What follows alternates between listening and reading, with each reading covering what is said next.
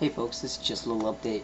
I wanted to let you know about an article I saw in the Japan Times by MINORU Matsutani.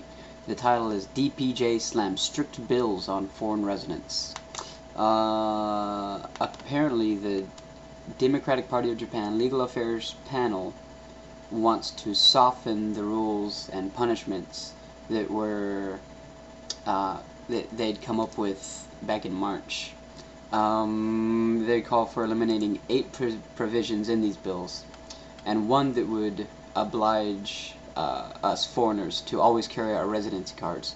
Now currently, all aliens in Japan are required to carry, if you're a resident, if you're a foreign resident, you're required to carry an alien registration card. The proposal back in March was to do away with that card and institute a new card called the Zairyu. Here's the deal though, if you're caught not carrying it, according to the bill from March, then you have to pay 200,000 yen. That's 2,000 US dollars. Alright, if you're caught not carrying that card.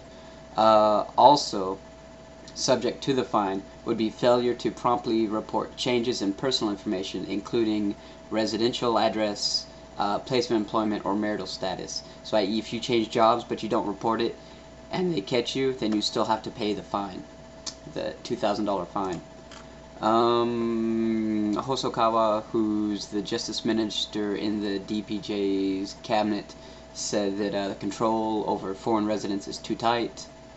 Under the proposed system, resident registrations would be handled by the justice ministry and not the municipalities where people live.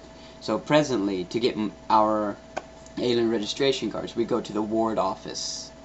I believe. That's right, isn't it? Mm-hmm. Yeah. We go to the ward office to get our alien registration cards. But under the new system, it would be handled by the Justice Ministry. So, i.e. the Japanese federal government will get bigger. We'll have more power. The bills to revise the immigration law, which were submitted to the Diet in March, have drawn fire from foreigners, lawyers, and non-profit organizations who complain the proposed stricter monitoring is a violation of human rights. The panel also rejected language in the bills to strip foreigners of their residency status for failing to report new addresses to the government after a move. So, under the current bill, if you don't notify them that you're moving, then they can take away your residency status. And if you don't have residency, then you have to go home pretty quick. Another factor drawing flack pertains to cases in which foreigners with a spouse visa move away from their spouses and thus fail to maintain a normal married life. So, i.e. the example is that many foreign wives who are victims of domestic violence have no other choice but to change their residence, because after all, if they get divorced, then they lose their spousal visa and they have to go home. And I don't know, maybe conditions aren't so great at home, so they have to move. But yeah, so that's what I saw today. And yeah, what do you think about that? What do you think about the new Zairyu, the new card that they're calling for, and the possible $200,000 yen fine for not carrying it or not notifying them of changes?